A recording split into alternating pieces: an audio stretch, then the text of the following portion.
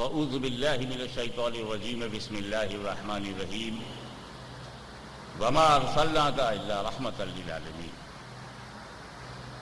सदक़ल्लाह।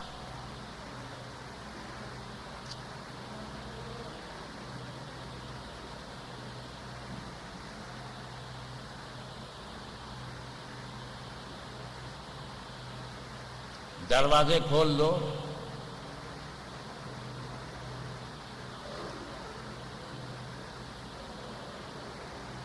किसी पे दरवाजा बंद करना कहीं ऐसा ना हो कि इसके मूल अधिकारों का हनन हो। और मन तो वही मन है जिसके दरवाजे सदा खुले हुए हों। तुमेकम रण्यम तुमेकम शरण्यम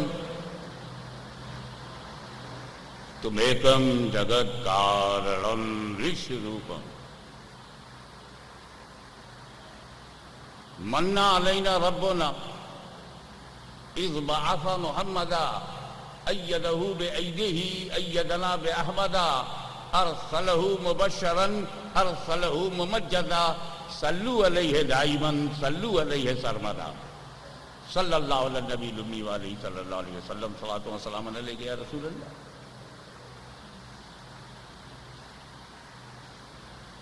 कस्तूरी कुंडल बसे मर्ग ढूंढे बनमा ऐसन घटमा पीऊ है दुनिया जा लेना। गुरु गोविंद गौ खड़े काके लागू पाए बलिहारी गुरु आपने गोविंदियो बताए। कितने होशियार हैं आप, बड़े पढ़े लिखे हैं, बुद्धिजीवी हैं, और कुछ रास तो ऐसे है कि उनको सुपर न कहो तो तकलीफ होती है। चाहते ही नहीं कि उनके शक्ति के समान किसी और देश में शक्ति आए। उनके पास परमाणु हो तो हमारे पास गुलेल हो। अगर आप सक्षम हुए प्रतिबंध शुरू। बहुत चालाक होशियार हैं आप और बड़े खोजी हैं आप।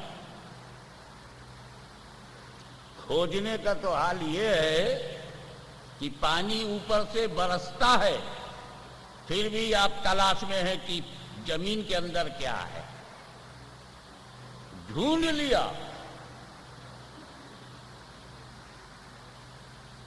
ये तो हमारा सौभाग्य है कि हम भारत के निवासी हैं, क्योंकि भारत की सबसे बड़ी विशेषता ये है कि संपूर्ण विश्व का जो भी जलवायु अलग अलग बटा हुआ है भारत में सब इकट्ठा है। अरब में चले जाओ बर्फ नहीं मिलेगी, रेगिस्तान रेगिस्तान, सारा इंसान दौड़ते दौड़ते परेशान, इतना लंबा रेगिस्तान। यूरोप चले जाओ बर्फ ही बर्फ, इस तरफ उस तरफ हर तरफ ओनली बर्फ।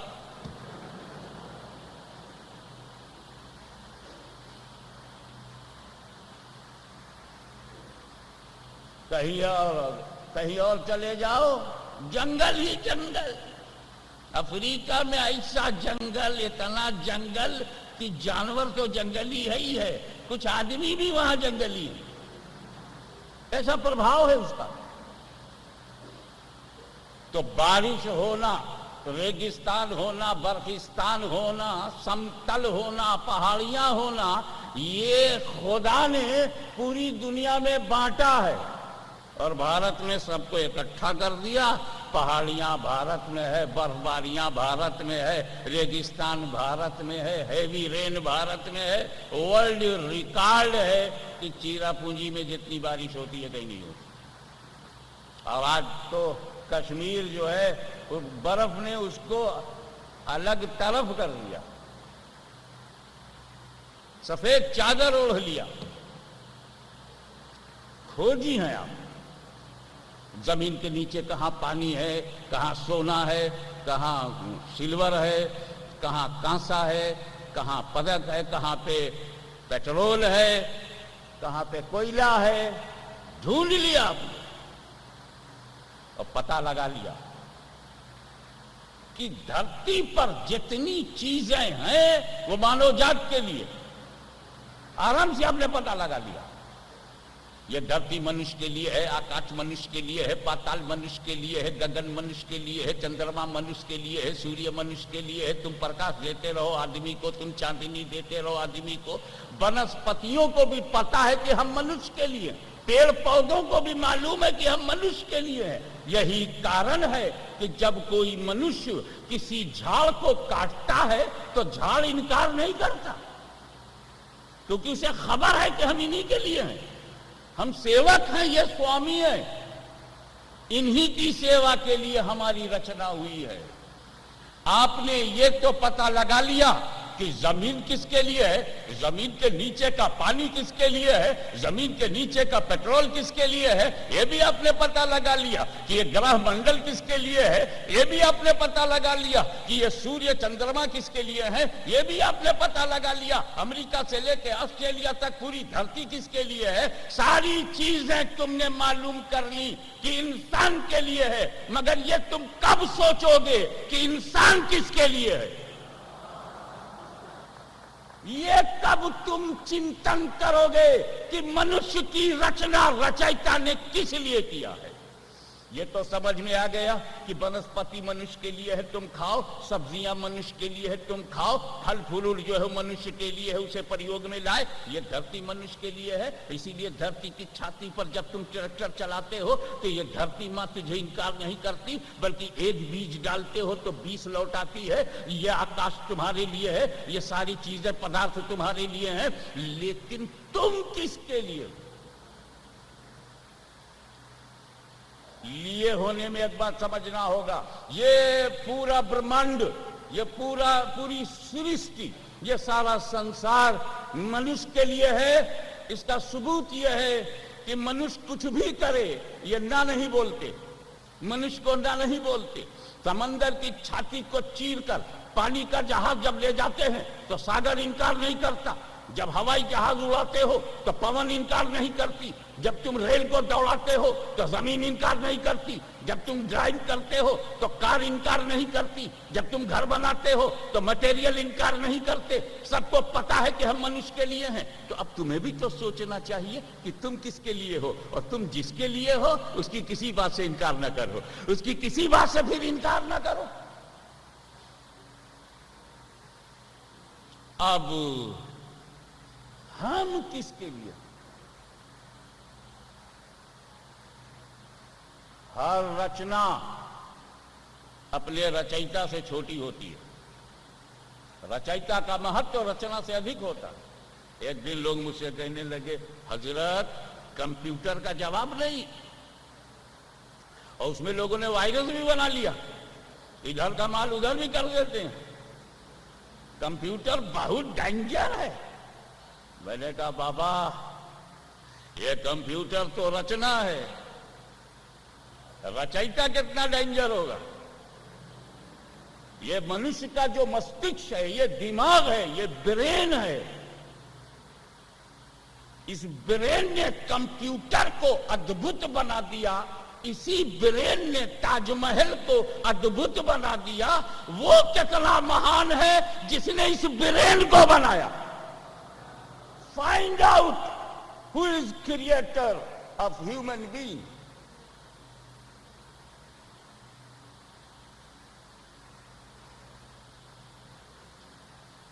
ये समस्त रचनाएं रचयिता ने आपके लिए बनाई,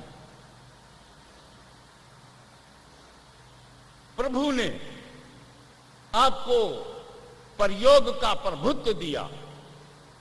ये सारी रचनाएं आप इसको इस्तेमाल करें।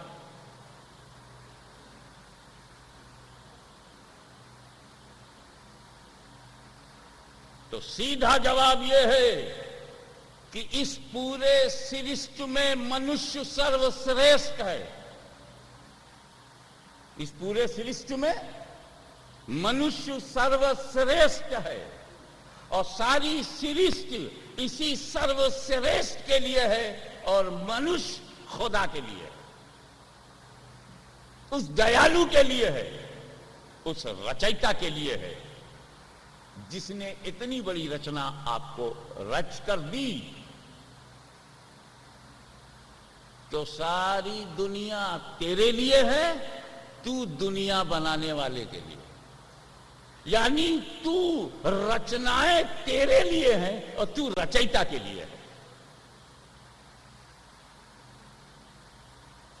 ये चीजें कितनी होशियार हैं। मनुष्य जो चाहता है वो ये कर देती है।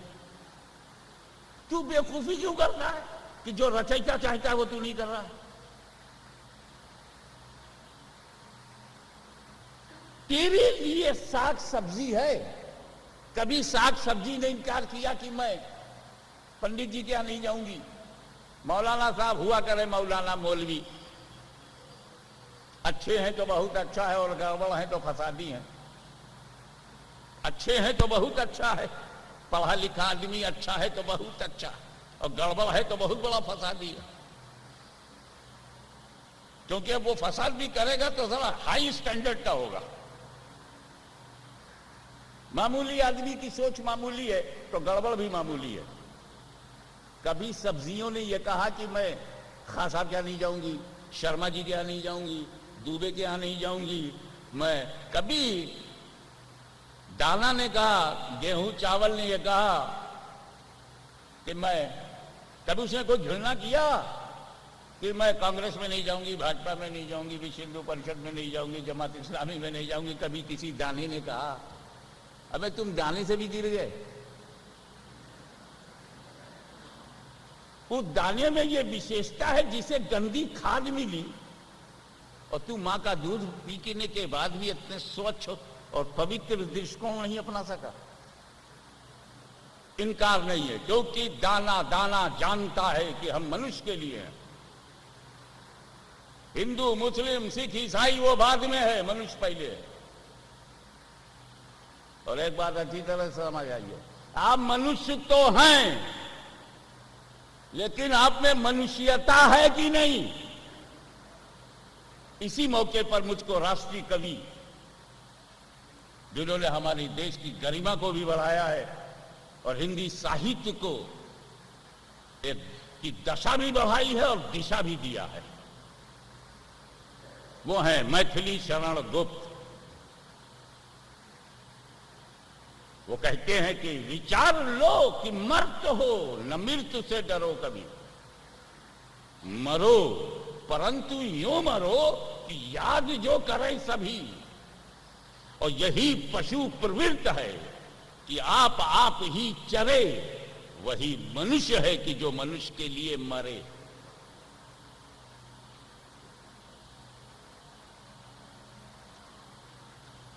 दूसरों के लिए जियो, दूसरों के लिए मरो, फिर आनंद लो।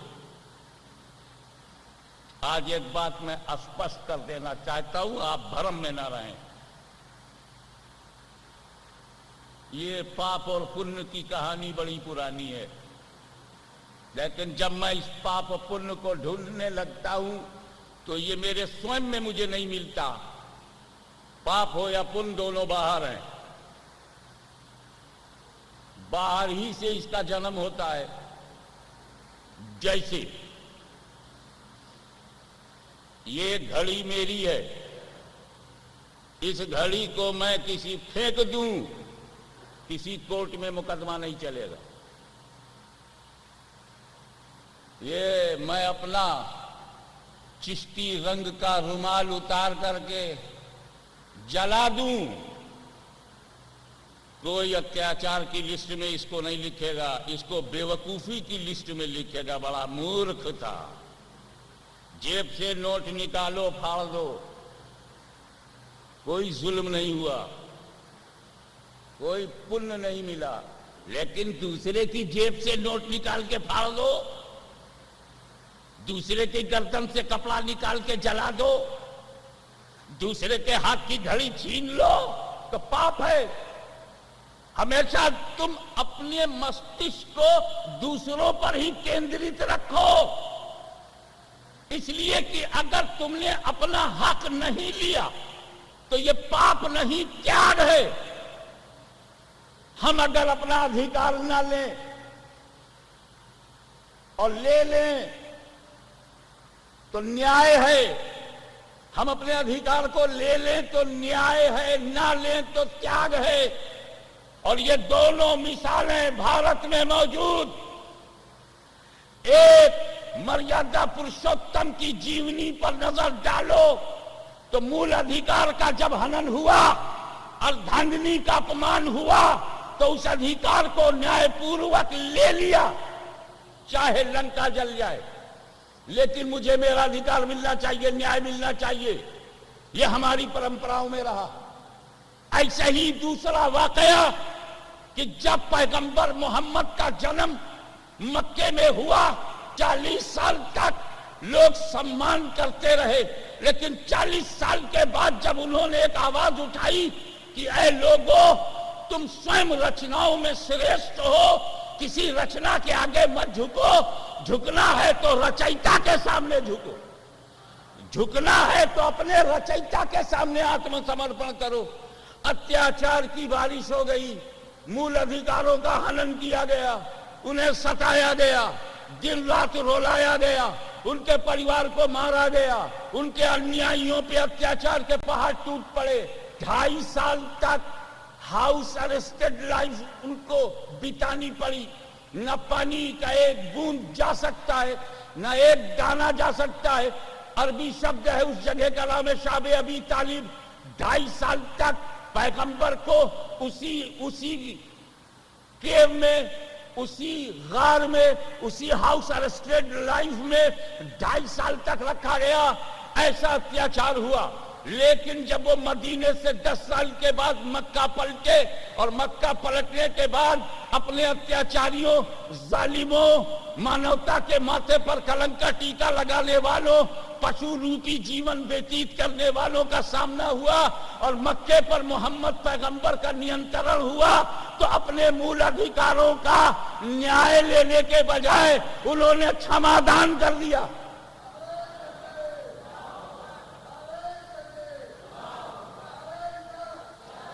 आप बैठ जाइए। ये नारे का मतलब आप समझे ही नहीं होंगे जो ऐसे ऐसे कर रहे हैं। ये नारा तब इसको लोग समझते, अजीब बात, 300 से अधिक लड़ाई हुई जब इस्लाम आया। 325 तो खालिद बिन वलीद खुद रहे। इस 300 लड़ाई में जिहाद में ये नारा लगा ही नहीं। ये जिहादी नारा नहीं है, क्योंकि जिहाद हकीकत में पूरी दुनिया में नहीं है। फसाद को जिहाद कहना मूर्खता है। अपने युद्ध को धर्म युद्ध कहना और सत्ता की लड़ाई को महाभारत कहना महाभारत का अपमान है। वहां तो कर्तव्य पालन, शिष्टाचार, धर्म निष्ठा, मूल अधिकारों की सुरक्षा की लड़ाई जब लड़ी जाएगी वो धर्म युद्ध है, वो जिहाद है, वो होली वार है। अरे जो दीन के लिए करो तो जिहाद है, और जमीन के लिए मारामारी करो तो फसाद है। जमीन के लिए लड़ोगे तो फसाद है। इसीलिए मैंने कभी कहा था कि भारत की धरती पर 2 किस्म के मुसलमान आए। I will tell you everything true, मुझे कुछ छुपाना नहीं है। 2 प्रकार के मुसलमान आए इसी भारत की धरती पर। एक जमीन के लिए आया, जमीन बढ़ाने के लिए, दिल्ली को कब्जे में लेने के लिए राणा सांगा से समझौता करता हुआ आया, इब्राहिम लोदी से लौटा हुआ आया, दिल्ली पे अपना झंडा लहराया, जमीन के लिए आया।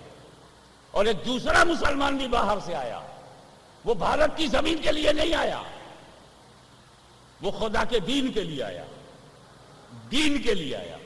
याद रखिएगा, मिक्स मत कीजिएगा वरना भ्रमित हो जाएंगे। और अंधकार में आदमी को रोशनी नहीं मिलती, और जब विपरीत बुद्धि हो जाए तो विनाश निश्चित हो जाता है। हम मनुष्य होकर हम किसी से घृणा करें, मनुष्य होकर के हम जात पात की बात करें। एक पैगंबर की हम नस्ल है, आदम की औलाद है, उन्हीं के कारण आदमी है।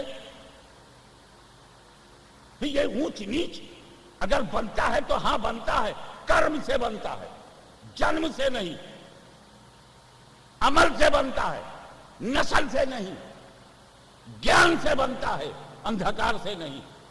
दो किस्म के मुसलमान बाहर से आए, एक आया जमीन के लिए, दूसरा आया दीन के लिए। जो जमीन के लिए आया वो तोप लेके आया, जो जमीन के लिए आया वो सेना लेके आया, जो जमीन के लिए आया वो तलवार लेके आया। क्योंकि जमीन पे कब्जा करने के लिए शक्ति चाहिए, सेना चाहिए, संगठन चाहिए, यूनिटी चाहिए, आर्मी चाहिए।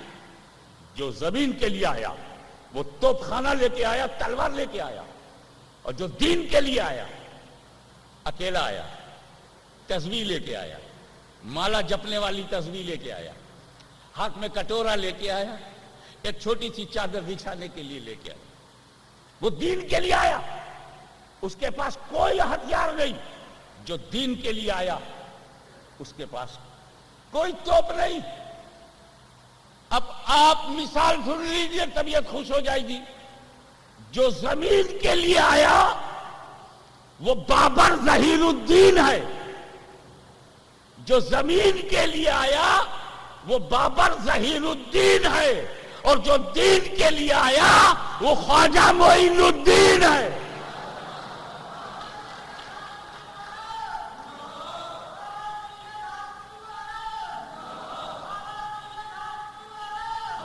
यही वजह है कि किसी भी धर्म युद्ध में नारे तकबीर अल्लाह अकबर नहीं लगता। जब हमारे दिल खुश होता है हम तालियां बजा करके अपनी प्रसन्नता को व्यक्त करते हैं ना। मोहम्मद बिन कासिम आया, गौरी आए, गजनवी आए, नादिर आए, बाबर आए, किसी ये नारे तकबीर वो क्यों लगाएंगे? नारे तकबीर माने हु इज ग्रेट। प्रश्न ये होता है हु इज ग्रेट? जवाब लोगों ने दिया अल्लाह अकबर। अल्लाह इज ग्रेट। ये लड़ाने वाला नहीं है, ये तो वंदना का नारा है, ये तो आत्मसमर्पण है, उस ईश्वर के समक्ष आत्मसमर्पण है जो बड़ा दयालु है और सबको खिलाता पिलाता है। चाहे हिंदू हो या मुसलमान, सिख हो या ईसाई, फर्क करता ही नहीं। काला हो या गोरा, नीला हो या पीला, सबको खिलाता पिलाता। अरे मनुष्य तो मनुष्य, पशु हो पक्षी हो, और पशु पक्षी तो पशु पक्षी। पत्थर के नीचे कीड़े मकोड़े हो तो उनका भी वो रब है, वही सब है। तो ये नारे को अल्लाह अकबर, अल्लाह सबसे बड़ा है। नारे रिसालत ना, या रसूल Allah, prophet Mohammad is a messenger of peace send by Allah almighty. Arabi में अल्लाह कहते हैं, हिंदी में ईश्वर कहते हैं, अंग्रेजी में गॉड कहते हैं। शब्दों के बदलने से रचयिता नहीं बदलता, शैली के बदलने से आत्मा नहीं बदलती। आत्मा की बातों को, आत्मीयता को, शब्दों को के रूप में हम रखते अवश्य हैं। अल्लाह अकबर जब कहोगे तो ये अल्लाह अकबर पर विश्वास मुसलमान को भी रखना है, हिंदू को भी रखना है कि ईश्वर ही महान है, सिखों का भी ये बेस है कि ईश्वर ही महान है, महानतम। क्योंकि कबीर कहते हैं बड़े को, अकबर कहते हैं सबसे बड़े को, तो सबसे बड़ा तो है। बताइए रचयिता से बड़ा कौन है? तो हमारे किसी बंधु ने खुश होकर के मेरा नाम उछालने के बजाय उसका नाम ऊंचा किया, हम उसे धन्यवाद करते। क्योंकि मैं तो मिट जाऊंगा, मेरा नाम लेके कब तक जियोगे? जो कभी नहीं मरेगा उसी का नाम लेते रहो, उसी का नाम जपते रहो।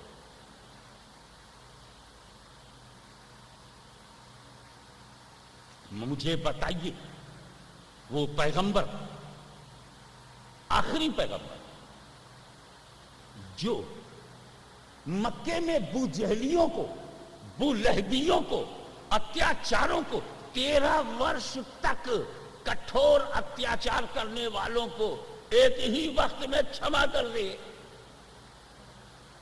वो शांति दूत नहीं है तो क्या है?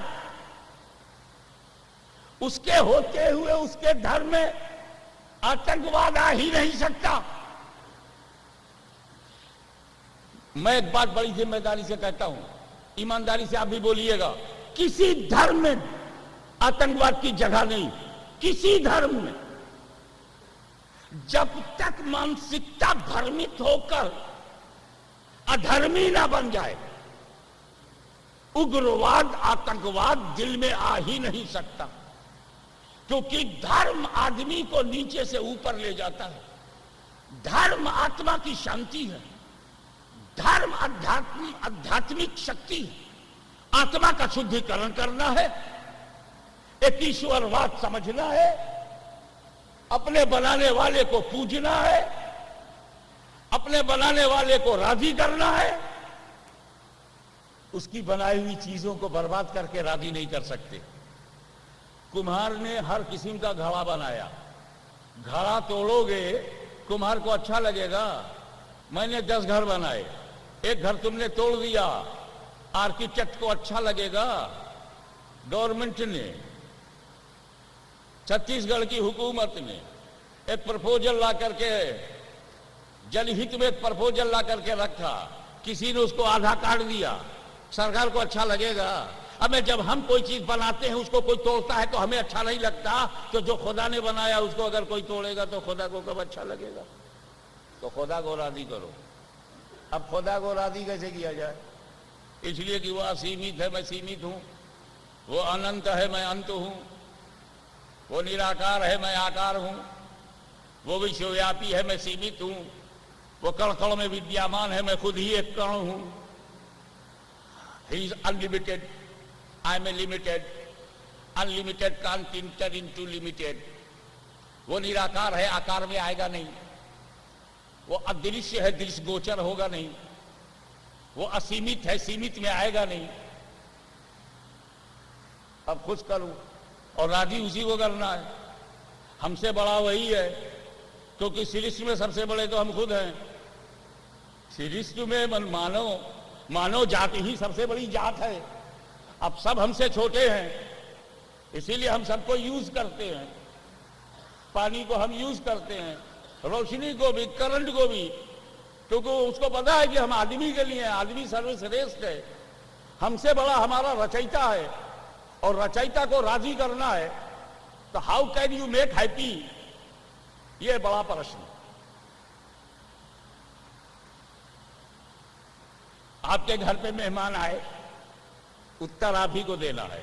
आपके घर पे कोई नया मेहमान आए, कोई मुख्य अतिथि आपके यहां विराजमान हो, प्रवेश करे, आपके गृह आश्रम में वो प्रवेश करे, आप उसको रहमत का फरिश्ता, मुसलमान के घर गए, बोले यार ये तो फरिश्ता रहमत बनकर मेरे घर आ गया।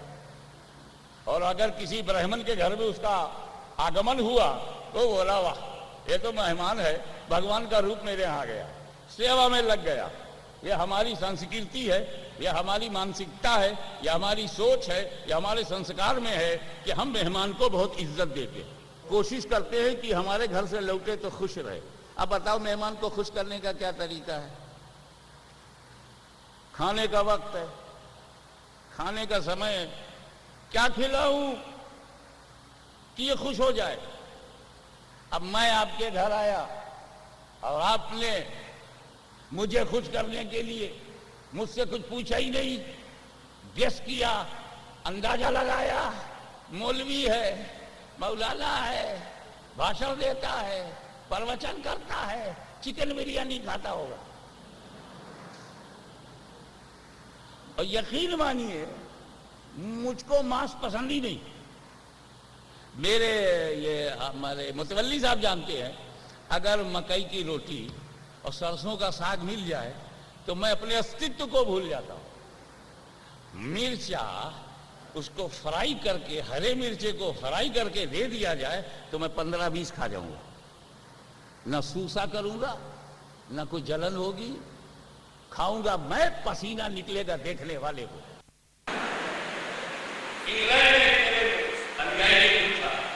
महाराज आप एकदम क्या हालत है, इंटेस्टाइन को कुछ होता नहीं, इंटेस्टाइन को कुछ होता नहीं। बेटा माय इंटेस्टाइन चेंज इनटू मिर्चेस्टाइन।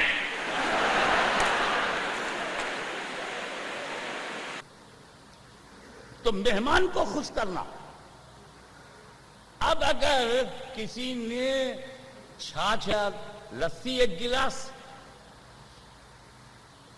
बाजरे की रोटी सरसों का साग एक गिलास लस्सी, तो मैं तो दबा कर खाऊंगा उसे और बहुत खुश हो जाऊंगा। सच्ची बात यह है कि अगर मैं खाना खा चुका हूं और फिर देख लूं सरसों का साग, तो एक ही लुकमा सही मगर तसल्ली के लिए खाऊंगा। अब अगर किसी आदमी ने मुझको वही खाना परोस दिया तो मेरी प्रसन्नता अपनी चरम सीमा पे होगी। एक मेहमान को अपनी मर्जी से हम खुश नहीं कर सकते, जो मैं पॉइंट बताना चाहता हूं। हमें मेहमान की मर्जी जाननी होगी। अतिथि की सेवा से हम अपने मुख्य अतिथि को प्रसन्न नहीं कर सकते। अगर उसे प्रसन्न करना है तो हमें उसकी पसंद जानना होगा, और पसंद जानने का दो ही तरीका है। आप मुझे दावत दे रहे हैं दोपहर के खाने की, तो दो तरीका है आपके पास। डायरेक्ट मुझसे पूछ लो, हाशमी महाराज आपको पसंद क्या है? क्यों भाई? अरे आप पैगंबर मोहम्मद की औलाद हैं, उनका डीएनए आपके शरीर में मौजूद है। ऐसे कम लोग मिलते हैं कि पैगंबर के भक्त तो बहुत मिलेंगे, मगर पैगंबर की औलाद भी हो, नस्ल भी हो, वही जात हो, वही फैमिली हो, वही परिवार हो, कम हो। इसलिए आप अपना कदम मेरे यहां रख दीजिए। बड़े प्यार से ले जा रहा है और मुझसे पूछे ही नहीं। अब उसने जो उसको पसंद था, कलेजी पसंद थी, कलेजी खाऊंगा तो सब वो तो ब्लड है, कौन खाएगा? और फिर आजकल रिसर्चेस बहुत हो रही हैं, ये खाने से ये होता है, वो खाने से वो रिसर्चेस भी दिमाग में बैठी हुई है। ये ज्यादा नहीं लेना, ऑयल नहीं होना, पहले तो बहुत तेल होवे, जब ऊपर तेल होवे तो सालन में मजा आता था, सब्जी में मजा आता था, तरकारी अच्छी लगती थी। अब तेल कम से कम हो। अब वो मुझे जो दे रहा है, उसने मीठा बनाया है, डायबिटीज है, मैं क्या करूं? उसने नमक ज्यादा डाल दिया, हाई ब्लड प्रेशर है, क्या करूं? उसने अपने दिमाग से सब तैयार किया और मैं मुंह मार के, दिल मार के, आत्मा मार के उसके घर से निकला। कहां फंस गया था यार? जो भी उसने रखा सब नुकसान वाला। मुझे जो पसंद था उसने रखा नहीं। तो उसके लिए दो ही रास्ता है। डायरेक्ट मुझसे पूछे कि आपकी पसंद क्या है, व्हाट डू यू लाइक। और अगर डायरेक्ट मुझसे संपर्क नहीं है, ध्यान से सुनिएगा, डायरेक्ट संपर्क मुझसे नहीं है तो फिर उससे पूछे जो मेरे करीब है, मेरे करीब है, मेरे निकट है, उससे पूछिए जो करीब है। तो अगर तुम्हें मेहमान को खुश करना है तो मेहमान से डायरेक्ट पूछो। संपर्क नहीं है तो उससे पूछो जो मेहमान के करीब, मेहमान के करीब। अब अगर तुझे अपने दयालु रहमान को राजी करना है और रहमान से तेरा संपर्क नहीं है तो फिर उससे पूछ जो रहमान के करीब, रहमान के करीब, रहमान के करीब। तो जो करीब होता है वही मदीने वाला हबीब होता है। तो करीब से पूछो। अब एक बात यह है, मैं और स्पष्ट कर दूं ताकि हमें अंधविश्वासी न कहा जाए, बहुत तार्किक दृष्टिकोण का मनुष्य कहा जाए। क्योंकि अगर हम पशुओं की सतह पे, पशुओं के स्तर पर चले गए तो हमने खुद ही मानवता का मानहान कर दिया, अपने चरित्र से मानहान किया। देखो, कर्म जरा सा बिगड़ जाए तो सब धरा का धरा रह जाता है। जात का ब्राह्मण है, विद्वान है, योद्धा है, शिव पूजक है, शक्तिशाली है, सम्राट है, भारी भारी पद लिए बैठा है। एक जगह कर्म विचलित हो गया, सीता हरण हो गया, चरित्रहीन हो गया, आज उसे जलाया जा। ब्राह्मण था, ज्ञानी था, बुद्धिजीवी था, योद्धा था, बहुत बड़ा पूजक था और महाजात में जन्म जात से महानता लेके आया था। लेकिन एक क्षत्रिय के सामने मर्यादा इधर हो गई, मर्यादा उधर खंडित हो गई। मेरे दोस्तों, अपने एक एक कर्म को ध्यान से पकड़ो, क्योंकि एक ही गलती भक्त को रावण बना देती है और एक ही सफलता, चरित्र की एक ही सफलता सम्राट को मर्यादा पुरुषोत्तम बना देती। आप जरा गौर से देखिएगा कि जो लोग अपने बनाने वाले को न पहचान सके उन्हें इंसान कहने का हक क्या? और जब तुम इंसान नहीं तो हिंदू मुसलमान कहां से बन गए? किस जानवर का नाम हिंदू है? किस पशु का नाम मुसलमान है? किस चिड़िया का नाम सिख है? पशुओं के लिए धर्म नहीं है, मनुष्यों के लिए है। तो एक अच्छा धार्मिक बनने के लिए एक अच्छा मनुष्य होना जरूरी है। मानव गुण अपने अंदर पैदा करो और सबसे बड़ा गुण यह है कि अपने बनाने वाले को पहचानो, बनाने वाले को पहचानो। मगर हाशमी मियां क्या है? हम आकार है, वो निराकार है, कैसे पहचाने? हमें एक आकार चाहिए, बीच में माध्यम, वसीला, जरिया एक चाहिए, नीड है, आवश्यकता है, जरूरत है। मैंने कहा वो आकार कैसा हुए? मेरे और निराकार के बीच में एक आकार चाहिए। कैसा होना चाहिए वो आकार? पहले के मैंने कहा देखो उसमें एक गुण होना चाहिए। क्या? उसका संबंध उससे भी हो और हमसे भी हो। हमारी सुने, उसको बताए, उससे सुने, हमको बताए। तब तो माध्यम है, तब तो वसीला है, तब तो बीच की कड़ी है। वो जो बीच में हो, ये उंगली की तरह कि जो बीच वाली उंगली है एक ही समय में उसका संबंध ऊपर भी है और नीचे भी। तो वो जो बीच का आकार है उसका संबंध उस ईश्वर से भी होना चाहिए, बंदों से भी। निराकार से भी ताल्लुक होवे और बंदों से भी उसका ताल्लुक होवे। ऐसा आकार चाहिए, ऐसा आकार चाहिए। ठीक है भैया, आकार तो जरूरी है, मगर वो आकार किसका बनाया हुआ हो? आकार के लिए कोई तो आकार देने वाला हो। आकार तभी आकार में आएगा जब कोई आकार देने वाला हो। इसमें जो सही रास्ता है वो ये है कि जब तुमको उस आकार से ज्ञान लेना है, उसका संबंध उससे भी हो और हमसे भी हो, वो हमें ज्ञान दे सके, तो उस आकार के अंदर ये गुण होना चाहिए कि वो बोलता हो। बोलेगा नहीं तो हमें ज्ञान क्या मिलेगा?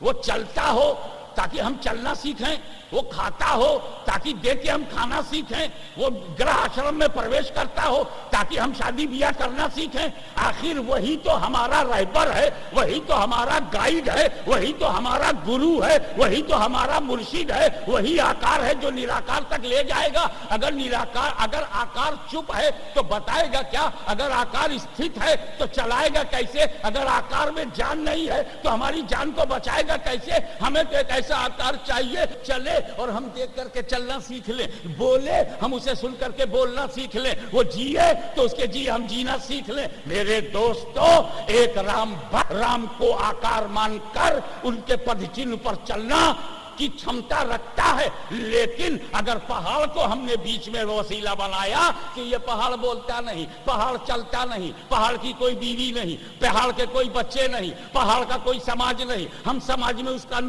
कैसे अनुमोदन करेंगे? हम समाज में अनुसरण कैसे करेंगे? हम उसके पद चिन्ह पर कैसे चलेंगे? इसलिए आकार वही हो जो हमारा बनाया हुआ ना हो, वो भी खुदा ही का बनाया हो, उस निराकार ही का बनाया हो। और उसने बनाया, किसी ने उसका नाम पैगंबर रखा, कभी उसे रसूल कहा गया, कभी उसे नबी कहा गया, और आज उसे गुरु कहा जा रहा। ख्वाजा गरीब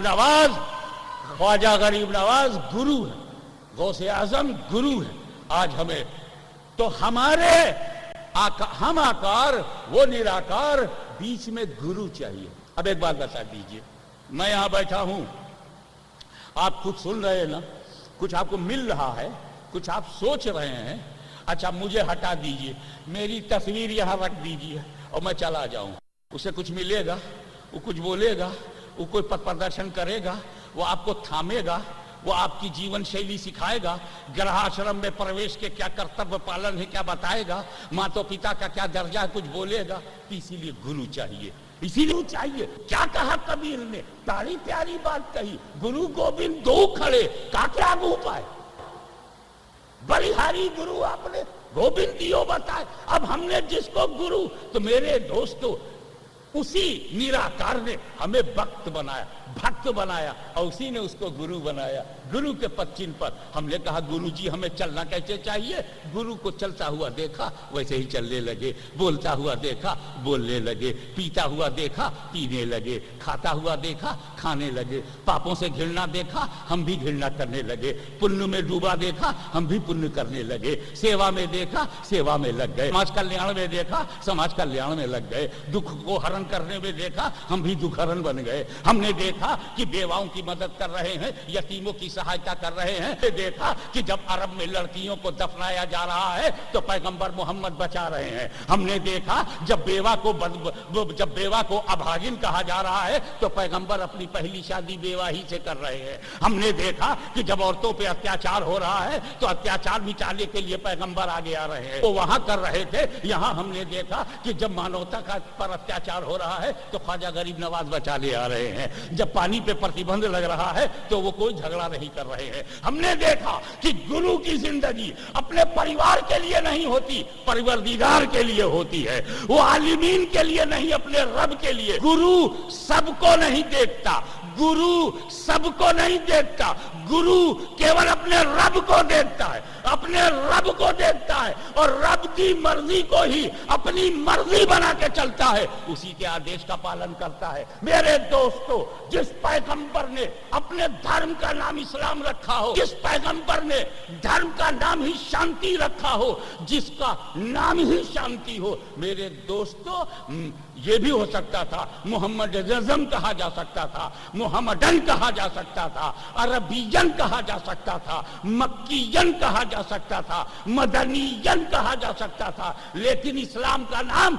न मोहम्मद के नाम पे है, न अहमद के नाम पे है, न अरब के नाम पे है, न इलाके के नाम पे है, न क्षेत्र के नाम पे है, न जात के नाम पे है। बड़ा व्यापक नाम है इस्लाम। इस्लाम इस्लाम जिसका अर्थ है शांति, शांति, शांति। अपने रचयिता के समक्ष संपूर्ण समर्पण, आत्मसमर्पण इस्लाम है। अपने आप को रचयिता के सामने झुका देना इस्लाम है। मानव जात और समाज में शांति की स्थापना करना इस्लाम है। मन का को शुद्ध करना इस्लाम है। और इतना व्यापक है, इस्लाम जबरदस्ती को नहीं मानता, इस्लाम प्रेशर को नहीं मानता, इस्लाम दबाव नहीं डालता, बल्कि कुरान में खुल्लम खुल्ला उसने कह दिया, ला इकराहा फिद्दीन, नो प्रेशर इन रिलीजियन। किसी को मुसलमान बनाने के लिए कोई दबाव नहीं, कोई लालच नहीं, कोई शक्ति प्रदर्शन नहीं, कोई तलवार नहीं, कोई तीर नहीं। उसकी ये उसका मूल अधिकार है। जैसा चाहे बोले, जैसा चाहे खाए, जैसा चाहे समाज बनाए और जैसी चाहे भाषा बोले, जैसा चाहे धर्म। धर्म परिवर्तन बुरा नहीं है, लेकिन धर्म परिवर्तन के नाम पर अगर तुम दौलत की ताकत दिखाते हो, पेट्रोल डॉलर को सामने लाते हो, अगर तुम मशीनरी की शक्तियां लगाते हो, अगर तुम लालच देते हो, तो इसका मतलब यह है कि तुम्हारे धर्म में आकर्षण नहीं था, तभी तो पैसे से मदद ले रहे हो। तुम्हारे धर्म में आकर्षण नहीं था, तभी तो पेट्रोल डॉलर और अमेरिकन डॉलर से काम ले रहे हो। एक ख्वाजा को देखो, जेब में पैसा नहीं है, हाथ में तीर नहीं है, हाथ में तलवार नहीं है, मगर चरित्र का सागर बन करके आए और 90 लाख लोगों को कलमा पढ़ा के चले गए। न कोई उत्तेजना हुई, न कोई प्रतिक्रिया हुई, न पृथ्वीराज चौहान को बुरा लगा, न उस वक्त के हिंदू समाज के पथ प्रदर्शकों को खराब लगा। भैया ये अपने मन की पसंद है। जैसे कि तुम पसंद के कपड़े बाजार से लाते हो, कोई कुछ नहीं बोलता, पसंद की कार लेके आ जाते हो, कोई कुछ नहीं बोलता, पसंद की बीवी लेके आते हो, कोई बुरा नहीं नहीं मानता, लेकिन कोई ताकत से बीवी दिलवावे, कोई शक्ति प्रदर्शन करके कार मेरे थोपे तो प्रतिक्रिया होगी। ए दोस्तों, कुरान कहता है लकुम दीनकुम वलिया दीन, तेरा धर्म तेरे लिए है, मेरा धर्म मेरे लिए है। ऐलान करता है वमा अलैना इल्लल बलागुल मुबीन। कुरान कहता है किसी के ऊपर कोई चीज कर्तव्य नहीं है। ए धर्म के प्रचारकों, ए धर्म के प्रचारकों, तुम केवल बोल दिया करो, दबाव मत डालो, प्रेशर मत डालो। तो जिस तरह प्रलोभन से धर्म परिवर्तन बुरा है, ऐसे ही शक्ति से रोकना भी बुरा है। न शक्ति का प्रयोग होना चाहिए, न प्रलोभन का प्रयोग होना चाहिए, स्वतंत्र होना चाहिए। जिस धर्म में जिसको आस्था होगी, जिसमें जिसके मन को शांति मिलेगी, उसमें आ जाएगा इस्लाम। लकुम दीनकुम वलिया दीन, तेरा तेरे लिए, मेरा मेरे लिए। लना आमालुना लकुम आमालुकुम, your deeds with you, my deeds with me. No friction, no hate, no controversy. वो मजहब जो जबरदस्ती पर विश्वास न करे, वो मजहब जो तलवार और ताकत पर विश्वास न करे, चरित्र के आधार पर बढ़ा हो, वो मजहब जो मानवता सिखाए, वो मजहब जो बेवाओं को बचाए, वो मजहब जो लड़कियों को इज्जत दे, वो मजहब जो न मिट्टी में दफन होने दे और ना ही आग में जलने दे, वो मजहब जो रक्षा और सुरक्षा का सागर हो, वो मजहब। आतंकवादी कैसे हो सकता है? एक बात अच्छी तरह, मैं ये नहीं कहता दुनिया में आतंकवादी नहीं होते तो अपन आतंकित कैसे होते? आतंकवादी हैं, लेकिन उनको आतंकवाद धर्म ने नहीं बनाया, हिंदुत्व ने उन्हें आतंकवादी नहीं बनाया, सिख धर्म ने आतंकवादी नहीं बनाया। अगर ये आप देखिए, नक्सलपंथी, किसी धर्म ने इनको आतंकवादी नहीं बनाया। ये धर्म के बनाए हुए उग्रवादी नहीं है। धर्म तो शांति बताता है, धर्म तो सृष्टि के रचयिता की पूजा सिखाता है, धर्म तो ईश्वर के आगे आत्मसमर्पण कराता है, धर्म तो आध्यात्मिक शांति और आत्मा के शुद्धिकरण की बात करता है, धर्म तो कर्तव्य पालन में कर्म की महानता को बताता है। ऐसा धर्म चाहे कोई हो, एक खुदा का मानने वाला हो या तीन खुदा का मानने वाला, विचारधारा में अंतर हो सकता है, मगर धर्म के जो मूल शिक्षा है उसमें कहां से अंतर दिखाओगे? कैसे बताओगे कि धर्म जो मानव जात के कल्याण के लिए हो, धर्म जो पापों से बचाने के लिए हो, धर्म जो कर्तव्य पालन के लिए हो, वो धर्म कैसे किसी को आतंकवादी बनाएगा, कैसे उग्रवादी बनाएगा? हो सकता है किसी पर ज्यादा अत्याचार हो जाए और प्रतिक्रिया में वो हथियार उठा ले, किसी की जमीन छीनो और वो गुस्से में गोली से मार दे, तो ये अगर वो हिंदू था तो हिंदू धर्म ने उसे उग्रवादी नहीं बनाया कि आपने उसका जो मकान छीना था इस गुस्से में उसने गोली मार दिया, वो उग्रवादी नहीं था, वो प्रतिक्रियावादी है, प्रतिक्रियावादी है। ऐसी क्रिया क्यों करो कि प्रतिक्रिया खराब हो? अरे किसी का मंदिर तोड़ोगे, प्रतिक्रिया नहीं होगी, वो चाहे सिल्वर हो या गोल्डन हो। पूजा स्थल तो पूजा स्थल है, मैं इशारे में कह के चला चाहता हूं, मेरा सब्जेक्ट नहीं। चाहे वो सिल्वर हो या गोल्डन हो, मंदिर तो मंदिर ही होता है। अगर उसे तोड़ा तो वो ये उग्रवादी नहीं थे, ये आतंकवादी पंजाब में नहीं थे, बल्कि प्रतिक्रियावादी हुए। और प्रतिक्रिया कब होती है? जब गलत क्रिया होती है तो गलत प्रतिक्रिया हो जाती है। अपनी क्रियाओं पर नियंत्रित रखिए, प्रतिक्रिया कभी नहीं होगी। और ये जमीन के लिए लड़ने वाले लोग हैं। मैं यही कहना चाहता हूं कि अगर ईमानदारी से आप देखेंगे तो इस्लाम चूंकि लास्ट में आया है ना, आदिकाल से धर्म चल रहा है, सनातन काल से धर्म चल रहा है। फिर वो मूसा अलैहिस्सलाम का जमाना आया, मूसिस के जमाने में धर्म रहा, डेविड के जमाने में धर्म रहा, जोसेफ के जमाने में रहा, जीसस के जमाने में रहा, फिर मोहम्मद साहब के जमाने में बिल्कुल ये अंतिम है। अंतिम किताबों में कुरान है, अंतिम धर्मों में इस्लाम है, अंतिम पैगंबरों में मोहम्मद हैं। ये बिल्कुल लेटेस्ट माल है। अब जो लोग मार्केट में लेटेस्ट माल से प्रभावित होते हैं वो इस्लाम का अवश्य अध्ययन करें। हो सकता है कि देखें कि इसके चारों टायर सही हैं, तो गाड़ी अच्छी होगी जब टायर मजबूत होगा। इसीलिए गुरु गोविंद सिंह, गुरु नानक जी, इन लोगों ने जब इस्लाम का अध्ययन किया तो अपने मन को रोक नहीं पाए। वो फरीद वाणी से प्रभावित हुए और फरीद वाणी से अपने आप को अलग नहीं कर पाए। ये वो लोग होते हैं जो सत्य को स्वीकार कर लेते हैं, क्योंकि उनमें घृणा नहीं है, उनमें संकीर्णता नहीं है, उनमें सांप्रदायिकता नहीं है। तो इस्लाम में आतंकवाद तो इसलिए नहीं होगा कि जब इस्लाम के पैगंबर ने कहा कि मैं पैगंबर हूं, आतंकवादियों ने उन पर हमला कर दिया। आतंकवादी तो अबू जहल था, आतंकवादी तो अबू लहब था, आतंकवादी तो मक्के वाले थे। अरे एक सूफी ने, आरिफ ने, संत ने, महात्मा ने, महान आत्मा ने अगर एक सच कह दिया कि अल्लाह एक है, एक ईश्वरवाद कह दिया, निराकार एक ही है, सिर्फ का रचयिता एक ही, सब ढेला मारे, पत्थर मारे, बोलो आतंकवादी कौन है? तो इस्लाम तो आतंकवाद से लड़ता हुआ आया है, खुद कैसे आतंकवादी होगा? डॉक्टर साहब बीमारों से लड़ते हुए घर आए, खुद ही बीमारी बन जाए। तो जो लोग, तो मेरे दोस्तों, इस्लाम, हिंदू धर्म, सिख धर्म, बड़ी जिम्मेदारी से कह रहा हूं, धर्म में आतंकवाद नहीं है। हो सकता है उसके अंदर हो जो अनुयायी हो, जमीन के लिए लड़े, प्रॉपर्टी के लिए लड़े, AK-47 उठा ले, लेकिन धर्म में नहीं। तो कहना यह चाहिए, बिहारी आतंकवादी, उत्तर भारतीय आतंकवादी, छत्तीसगढ़ी आतंकवादी, पंजाबी आतंकवादी हो सकता है, सिख आतंकवादी नहीं, मुस्लिम आतंकवादी नहीं, हिंदू आतंकवादी नहीं, क्योंकि हिंदुत्व से उसे आतंकवाद मिल ही नहीं रहा, इस्लाम से आतंकवाद मिल ही नहीं रहा, सिख धर्म से उसे आतंकवाद मिल ही नहीं रहा। तो आतंकवाद में इन शब्दों को जोड़ने की जरूरत, ये झूठ नहीं है कि आप इस्लामी को देख ले, इसका नाम है इस्लाम। इस्लाम में सलाम, सलाम में शांति। एक मुसलमान जब दूसरे मुसलमान से मिलता है तो कहता है अस्सलाम अलैकुम, सलाम तुम पे, वो पलट के जवाब देता वालेकुम अस्सलाम, तुम पर भी सलाम। हमें जो शांति देता हो, शांति लेता हो, वो आतंकवादी होगा।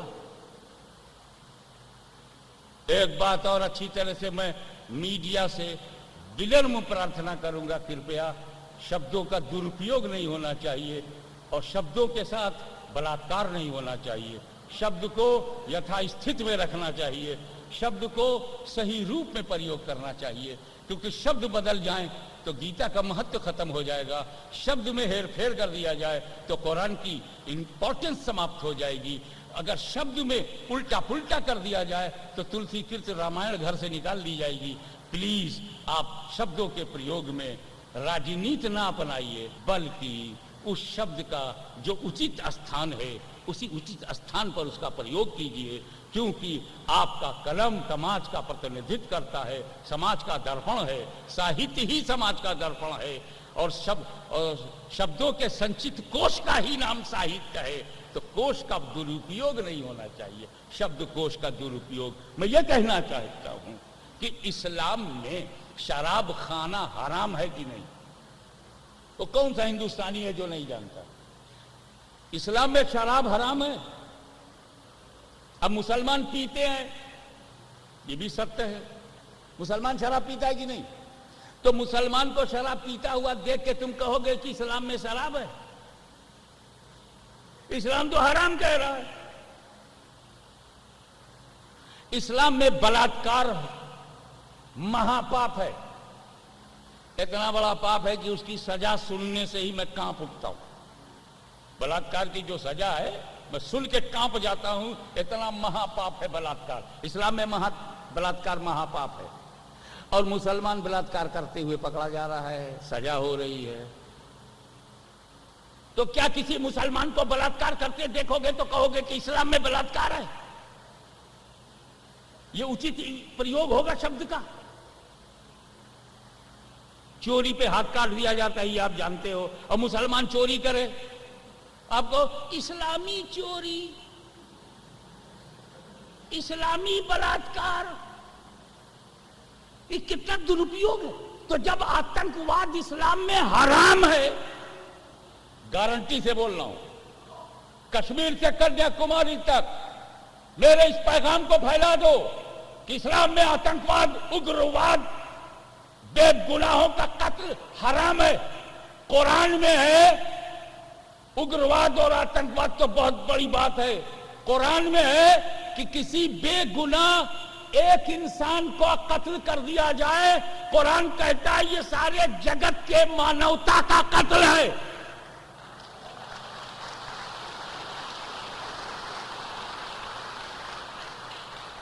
सारे जगत के मानवता का कत्ल है। अरे मनुष्य का कत्ल तो बचाया जा सकता है, मगर मानवता के कातिल के पाप को धोया नहीं जा सकता। मैं पूछना चाहता हूं, अगर कोई मुसलमान किसी को कत्ल करता है तो क्या उसे तुम इस्लामी मर्डर कहोगे? जिस चीज की भर्सना इस्लाम खुल्लम खुल्ला करता हो। हिंदुत्व में उदारवाद है, अब कठोरता को हिंदू कहोगे?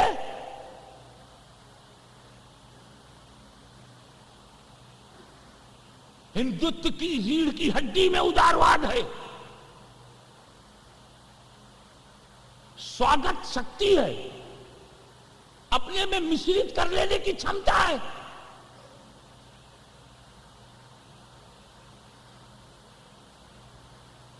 आर्यावर्त से लोग चले आए, इसने गोद में ले लिया। संजर से ख्वाजा गरीब नवाज आए, इसने गोद में ले लिया। सिमनान से मखदूम अशरफ आए, मेरे पूर्वज किंग थे, सम्राट थे मेरे पूर्वज, वो आए और इसने अपनी गोद में, अयोध्या के निकट किचौचा शरीफ 50 मील पे है, अपनी गोद में ले लिया। अब अगर तुम कहो कि हिंदुत्व में कठोरता है, जुल्म है, अत्याचार है, हिंदू अत्याचार, हिंदू कठोरता, ये दुरुपयोग नहीं है शब्दों का। अब जिस चीज की भर्सना करे वही उस पर थोप दिया जाए, ये डिसऑनेस्टी नहीं है, ये शब्दों के साथ बेईमानी नहीं है। तो जब इस्लाम में शराब जायज नहीं तो इस्लामी शराब नहीं होगी। जब इस्लाम में ज़िना, बलात्कार जायज नहीं तो इस्लामी बलात्कार नहीं होगा। जो दुरुपयोग किया है अपने पावर का, ये उसके ब्राह्मणिज्म ने उससे नहीं कहा था, उसकी चरित्रहीनता ने उससे करवाया है। तो अगर किसी ने तलवार उठा लिया है और बेगुनाहों को मार रहा है तो ये हिंदू, मुस्लिम, सिख, ईसाई धर्मों के कहने पे नहीं कर रहा है, राजनेताओं के।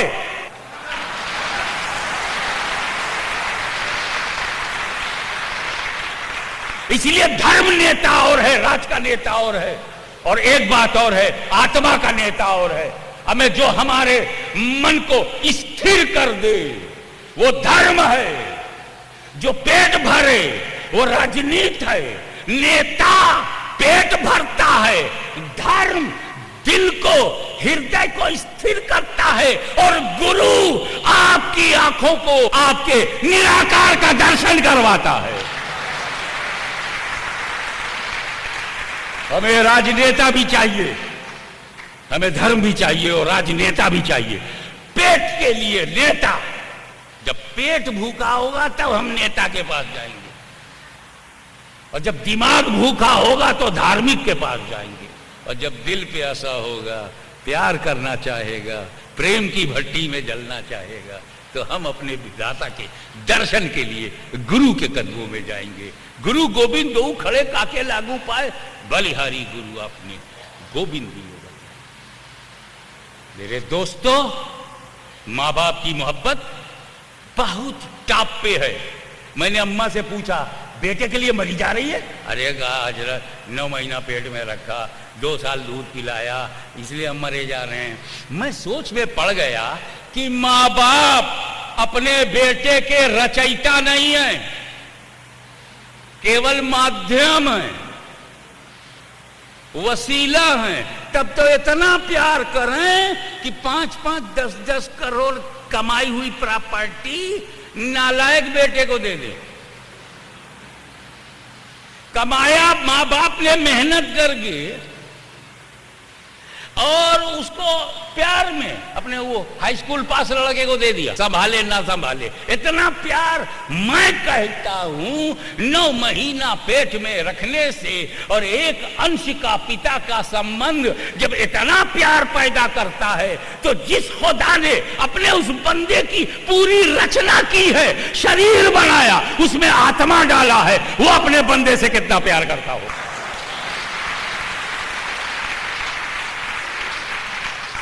और जब खुदा अपने बंदों से प्यार करे तो तुम वो लोग कौन हैं जो हमारे इस प्यार के रिश्ते को तोड़ते हैं? वो कौन है जो हमें मतभेद में ले जाते हैं? वो कौन है जो हमें घृणा सिखाते हैं? वो कौन है जो हमें संकीर्णता पैदा करते हैं? कौन है जो हमें सांप्रदायिकता के बीज बोते हैं? वो कौन है? ये वही लोग हैं जो पेट के ऊपर न धर्म में जा सके, न गुरु ग्रहण कर सके, मात्र पेट के लिए रहे, पेट के लिए जीते हैं, पेट के लिए मरते हैं। हमारी भी पेट की आवश्यकताएं हैं, मगर जब 2 रोटी में पूरी हो जाती है तो हम इसको 2% ही में रखेंगे। हमें धर्म ज्यादा चाहिए और धर्म से हमें गुरु ज्यादा चाहिए। ये गुरु हमें पहुंचाता है, याद रखिए। अब एक बहुत ही अहम बात कहना चाहूंगा। Allah Ta'ala created whole nature for the use of human being. Allah ने, खुदा ने, गॉड ने, उस परमेश्वर ने, उस सृष्टि के रचयिता ने सारी सृष्टि आदमियों के इस्तेमाल के लिए बनाया, राइट? और आदमियों को अपने लिए बनाया, अपने लिए। तो ये सारी सृष्टि किस लिए है? ताकि मनुष्य इसको प्रयोग करे, यूज करे। तो सिर्फ यूज करो। इस फकीर की बात ध्यान से सुन लो मेरे भाइयों। इस दुनिया की हर चीज को केवल यूज करो। I am a user of creations, I am a user of creations, lover of creator. प्यार करो खुदा से। मुझे बताओ, अगर खुदा से हिंदू को प्रेम हो जाए, ईसाई को प्रेम हो जाए, सिख को प्रेम हो जाए, मुसलमान को प्रेम हो जाए, बुद्धिस्ट को भी हो, जैनिस्ट को भी हो, हर धार्मिक व्यक्ति हो, का कोई भी नाम हो, वो ईश्वर से प्यार करे, तो जब वो रचयिता से प्यार करेगा तो रचना से घृणा कैसे करेगा?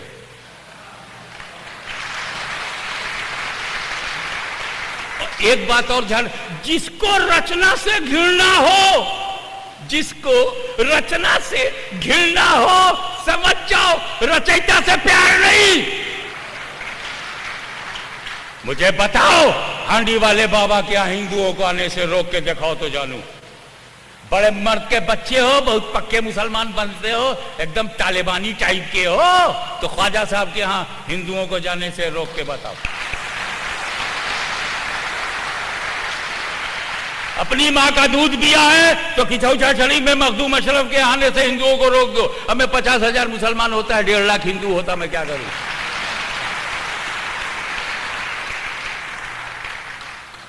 कारण क्या था कि चाहे ख्वाजा गरीब नवाज हो, चाहे हांडी वाले बाबा हो, चाहे अस्पताल वाले बाबा हो, चाहे कोई भी हो, जो भी सागर के बाहर है, जो भी दरिया के बाहर है, वो बूंद है, बूंद। उंगली में पानी की एक बूंद। मैंने झटक के उसी बूंद को गंगा में डाल दिया। अब बूंद बूंद नहीं है, गंगा रूपी।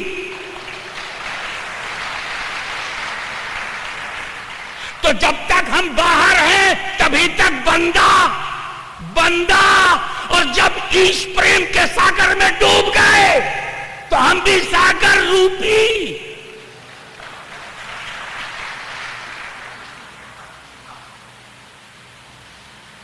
बर्बाद दो तरह से होते हैं लोग, डिस्ट्रॉय, दो तरह से डिस्ट्रॉय होते हैं। एक तो दरिया के किनारे बाहर से पानी दरिया में जाए, बाहर का पानी दरिया में जाए तो पानी डिस्ट्रॉय हो गया, दरिया में मिल गया। और एक डिस्ट्रॉय यह है कि दरिया में मछली कूदे, पानी उछला और तट पे आके गिरा, वो भी बर्बाद हो गया। मगर दोनों बर्बाद में अंतर यह है कि जो अंदर से बाहर हुआ वो सदा के लिए बर्बाद हो गया, और जो बाहर से अंदर हुआ वो सदा के लिए आबाद हो गया।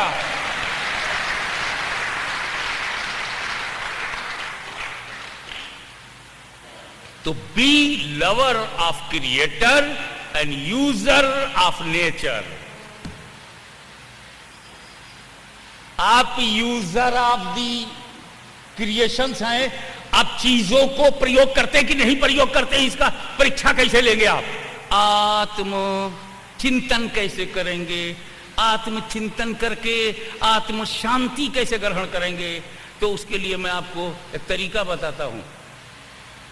आप बस में बैठे हैं कि नहीं, जाते ही सीट देखते, सीट कहां खाली है, सीट कहां खाली है, झगड़ा करते हैं, खसको 3 की सीट है, 2 बैठे हो, खसको बैठे। हमने भी टिकट लिया है। ट्रेन में बैठे हो, हवाई जहाज में भी लोग बैठे हैं।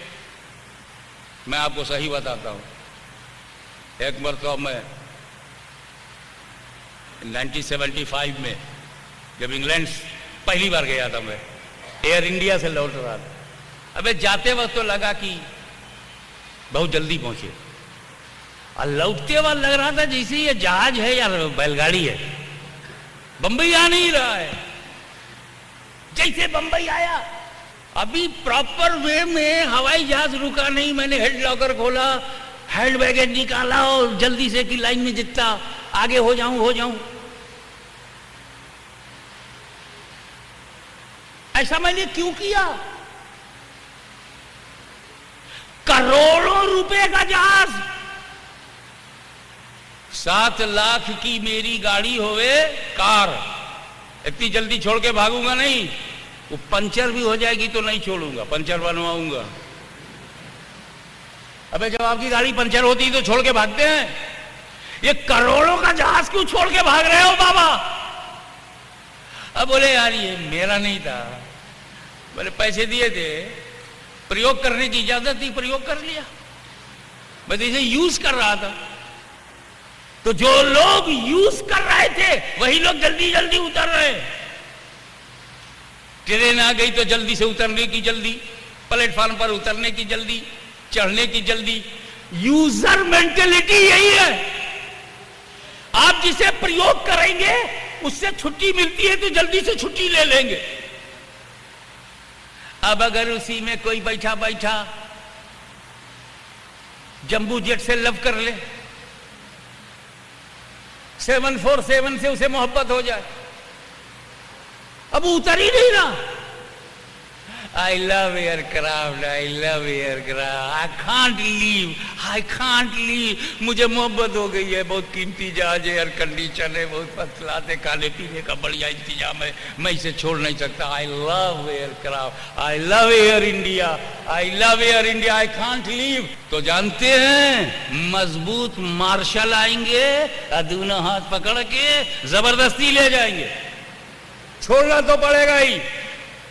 तो ये दुनिया है, अगर तुम इसे यूज करोगे तो जैसे ही जीवन का अंतिम क्षण आएगा, हैंड बैगेज लेके चल पड़े, अपने कर्मों का बॉक्स, अपने कर्मों और पुण्य का बॉक्स हाथ में लिए उतर गए। और मौत के फरिश्ते से मैंने कहा आ जल्दी आ, वेलकम, स्वागतम, इसलिए कि मैंने इस दुनिया से प्यार नहीं किया है, मैंने इस दुनिया को यूज किया है।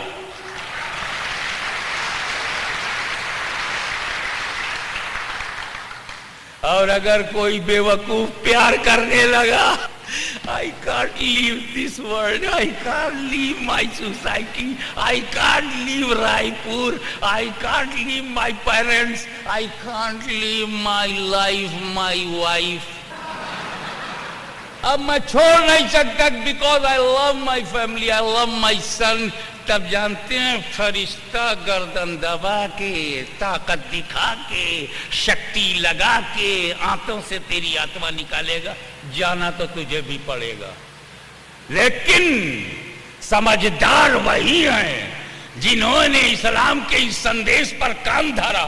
इस्लाम ये अचानक नहीं आ गया है, आदम से चला है, आदिवासियों से चला, आदिकाल से चला, सनातन से चला है।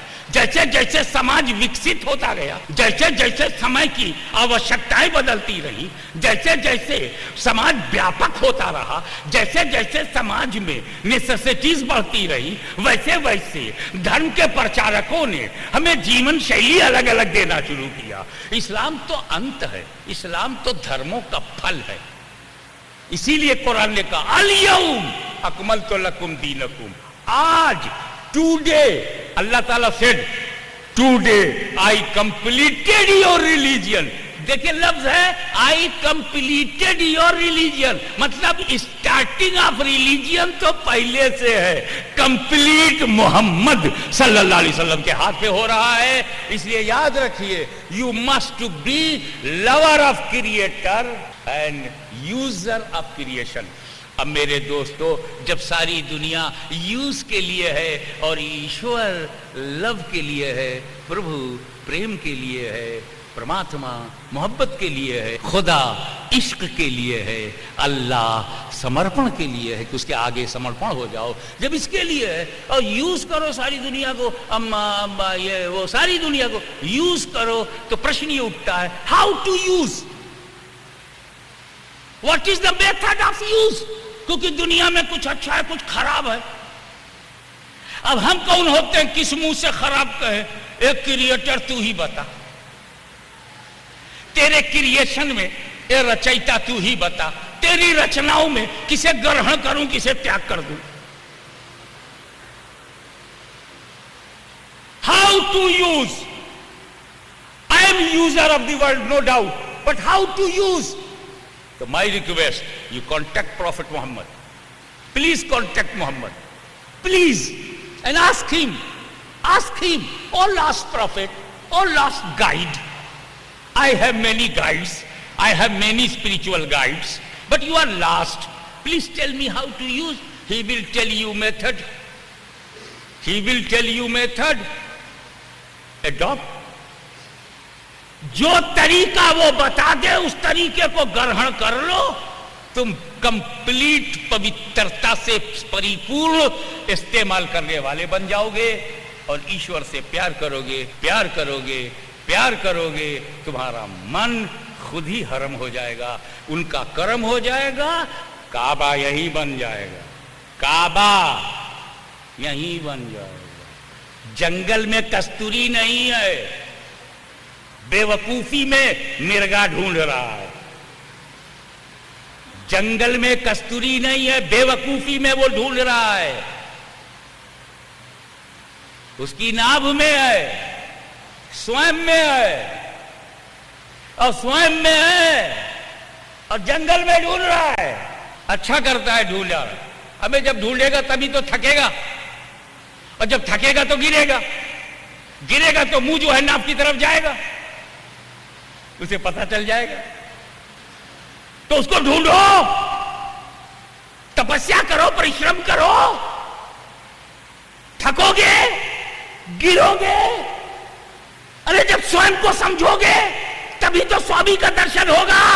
पैगंबर मोहम्मद का आखिरी वाक्य सुन लो, मन अरफ नफ्सहू फकद अरफ रब्बहू। जिसने खुद को पहचान लिया उसने खुदा को पहचान लिया।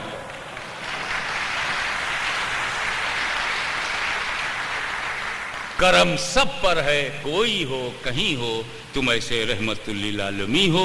व आखिरु दावाना अनिल हम्दुलिल्लाहि रब्बिल आलमीन। हमारी एक भारतीय सभ्यता है और एक हमारी संस्कृति है कि जब हम कोई आध्यात्मिक या मन की शांति या आत्मा की शांति के लिए कोई भी करते हैं तो हम सम्मान को व्यक्त करने के लिए खड़े हो जाते हैं। थोड़ी देर के लिए मुझे आपसे प्रार्थना है कि आप खड़े होकर के अपनी संस्कृति के अनुसार, अपने संस्कारों के अनुरूप मेरे साथ भी कोई नेकी बनना आई, उम्र खेलों में गंवाई, अब सताती है जुदाई, या रसूल अल्लाह दुहाई, या नबी सलाम अलैका, या रसूल सलाम अलैका, या हबीब सलाम अलैका, सल्लल्लाहु अलैहि सलाम अलैका या रसूलल्लाह। आइए हम अपने प्रवचन के बाद सबके मालिक, जगत के रचयिता, महादयालु से दया की भीख मांगते हैं। ए पालनहार, ए जग के पालनहार, ए दुखियों के दुख को दूर करने वाले मालिक, हमारी इस आध्यात्मिक चिंतन सभा को स्वीकार कर ले। जो लोग अपने घरों के आराम को, अपनी जीवन शैली को छोड़कर यहां पधारे हैं, उनकी उपस्थिति को स्वीकार कर ले। मालिक ओ मौला, मेरे मन से, तन से, जीभ से, आत्मा से अगर कोई शब्द केवल तेरे लिए निकला हो तो मालिक उसे स्वीकार कर ले। ए मालिक, तू हमको पुरुषार्थ दे दे, मर्यादा परिपूर्ण बना। मेरे मालिक, हमारी जीभ हो तेरे गान हो, हमारा दिमाग हो तेरा ध्यान हो, हमारा मन हो तेरा ज्ञान हो। मालिक, हमें अंधकार से निकाल के प्रकाश में ले आ, हमें एक बना दे, हमें नेक बना दे। हमारे हृदय से हर वो बीमारी निकाल दे जो चरित्र निर्माण में बाधा खाए। ए मालिक, ईर्ष्या निकाल दे, जेलसी निकाल दे, संकीर्णता समाप्त कर दे, सांप्रदायिकता के विष से हमारे मन को पाक कर दे। ए मालिक, हमारे आंखों को सूर्य की तरह बना, हम जिसे देखें वो पवित्र हो जाए। ए मालिक, हमारे दिमाग को सागर की तरह बना कि जो भी आवे हमें अपवित्र ना कर पाए। हमारे दिल को धरती की तरह बना कि जो भी आवे हमसे ममता लेके जाए। मालिक, हमें जो बीमार हैं उन्हें अच्छा कर दे, जो कर्ज के बोझ में दबे हुए हैं उन्हें सुबुकदोष कर दे। मालिक, जो विद्यार्थी ज्ञान ग्रहण करने में लगे हुए हैं उन्हें सफलता दे और उनके ज्ञान को जनहित में सही मानों में सेवक बना। मेरे मालिक, हमारे समाज को गंदगी से बचा ले, हमारे प्रदेश को बुराइयों से बचा, हमारे देश को कुकर्मों से छुट्टी दिला दे, हमारे मन को ऐसा पवित्र कर दे कि हमारे अंदर कोई हीन भावना ना ले पाए, कोई नफरत, घृणा, ऊंच नीच, जात पात, काला गोरा, कुछ नहीं। जिसका कर्म महान है वो व्यक्ति महान है, ऐसा हमारे अंदर विश्वास दे दे। ये मालिक, जिन नौजवान लड़कों ने इतनी बड़ी सभा को मन की शांति, आत्मा के शुद्धिकरण, दशा और दिशा को ग्रहण करने हेतु यह समारोह सम्मेलन किया है, उन्होंने जिसने जो भी उसमें हिस्सा लिया स्वीकार कर ले। मुहद्दिस आज़म मिशन जो शांति का मिशन है, मुहद्दिस आज़म मिशन जो आत्मिक है, मालिक व मौला उसे कायम रख और हाजी सलीम अशरफी के उम्र में बरकत दे। और ये हमारी माँ, बहनें, बहू, बेटियां, ये जो कई जिलों से लोग आए हैं, नीचे ऊपर बैठने को जगह नहीं है, मैं सबके लिए दुआ करता हूँ कि आज जब आप यहाँ से निकलें, तेरे यहाँ तो कोई कमी नहीं है ना, तेरे यहाँ क्या कमी है? तू तो अनंत है, सीमित है, दयालु है, तू तो पापियों को भी खिलाता है, अपने शत्रुओं को भी पालता है, तू तो समझ है, बेनियाज है, यू डोंट केयर एनीवन। हम तुझसे कहते हैं कि जो भी यहां हिंदू, मुस्लिम, सिख, ईसाई है, इनकी कोई भी अगर जायज तमन्ना हो, आरजू हो, मुराद हो, तो हर एक की एक तो तू पूरी कर दे, पूरी कर दे मालिक। तुझे फजल करते नहीं लगती बार, न मायूस हो तुझसे उम्मीदवार। वसल्लल्लाहु तआला अला खैरि खल्क़िही व नूरि अर्शिही मुहम्मदिन व आलिही व अस्हाबिही अजमईन बिरहमतिका या